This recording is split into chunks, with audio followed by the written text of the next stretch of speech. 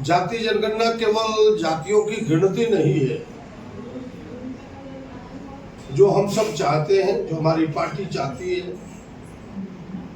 कि समाज का एक एक्शन सामने आए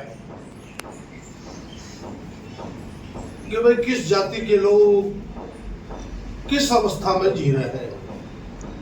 देश की आजादी के 75 साल बाद विकास में उस जाति की भागीदारी कितनी है, कितने लोग उनके सरकारी नौकरियों में, कितने लोग राजनीति में पार्टिसिपेट किए, उन्हें हक और अधिकार कितना मिला है, और समाज के मुख्य धारा खास करके शैक्षिक क्षेत्र में उन्होंने शिक्षा कितना ग्रहण किया, किस स्तर तक वो प्राप्त कर पाए हैं। राज्य और देश की सरकारों से सरकारी मिलने वाली सुविधाएं उनकी तरक्की के लिए उसका उन्होंने कितना उपयोग किया है।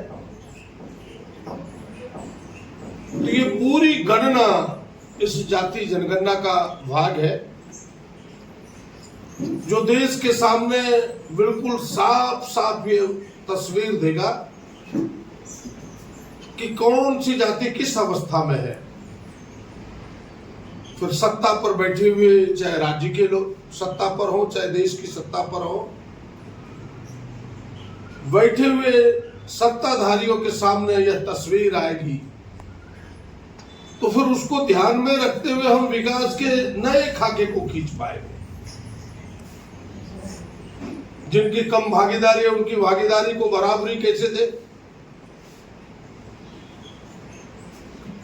जिनकी नगण्य भागीदारी है उसको भी बराबरी हम कैसे दें। ये तमाम चीजें हम कर पाएंगे। और मेरा मानना है कि यह जीत देश का अकेला नेता आदरणीय राहुल जी, जिन्होंने हाथ में तिरंगे को लेकर के गांव गांव डगर डगर पूरे देश का भ्रमण करके बताया कि इस देश में जाति जनगणना सबसे जरूरी है। कल तक यही भारतीय जनता पार्टी मुखर होकर कह रहा था, उनके प्रधानमंत्री कह रहे थे कि देश में दो ही जातियां हैं, एक गरीब एक अमीर। उनके एक बड़े नेता गडकरी साहब ने तो कह दिया कि जो जात की बात करेगा उन्हें लात से जवाब दिया जाएगा। यानी भारतीय जनता पार्टी, आरएसएस, तमाम लोग जाति जनगणना का विरोध कर रहे थे कि देश को यह बांटने वाली साजिश है जाति जनगणना। लेकिन राहुल जी के नेतृत्व में देश की आवाम की जो मांग थी वो इस कदर जोर पकड़ा, आवाम की इस प्रकार आवाम ने अपनी इच्छा व्यक्त की कि सरकार को झुकना पड़ा। वर्षों से कई संगठन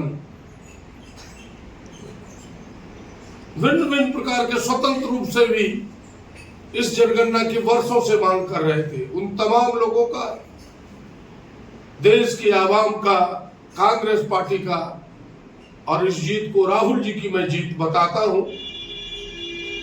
और मैं आजादी के बाद इतिहास में पहली बार है कि प्रतिपक्ष किसी आंदोलन को हाथ में ले, मजबूरन सत्ता पक्ष को उसका निर्णय करना पड़े, यह निर्णय उसी को इंगित करता है।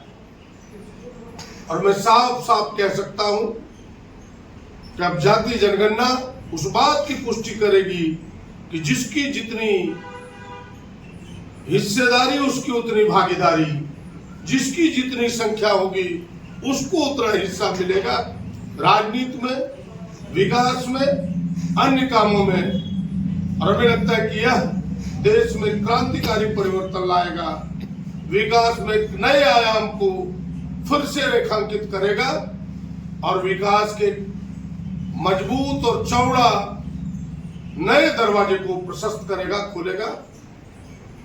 मैं फिर से एक बार इस निर्णय का स्वागत करता हूं और कांग्रेस पार्टी चाहेगी कि समय सीमा के अंदर जिस तरह से तेलंगाना की सरकार ने पूर्णता के साथ सभी बिंदुओं को ध्यान में रख के जाति जनगणना कराई है, भारत सरकार भी सभी विषयों को ध्यान में रख करके जाति जनगणना कराए और फिर आगे उसकी भागीदारी दे।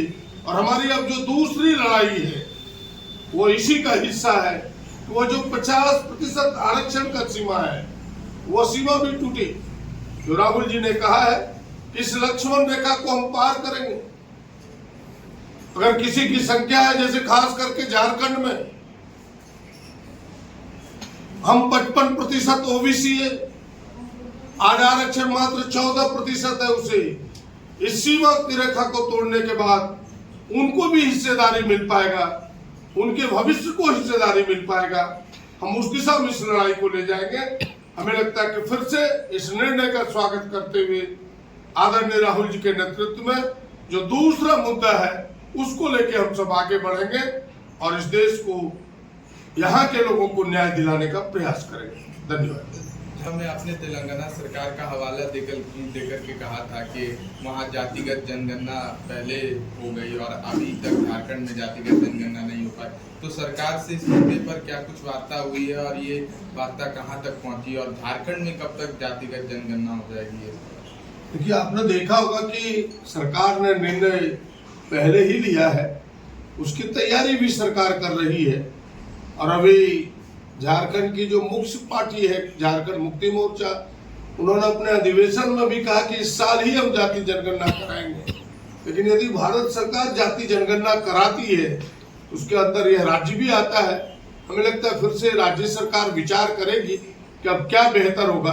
भारत सरकार अगर कराती है तो राज्य का, क्योंकि जनगणना मूलतः भारत सरकार का ही काम है। जब भारत सरकार नहीं करा रही थी ऐसे परिस्थिति में हम सर्वेक्षण कराते थे, क्योंकि गणना उन्हीं को अधिकार है। अब उस दिशा में बात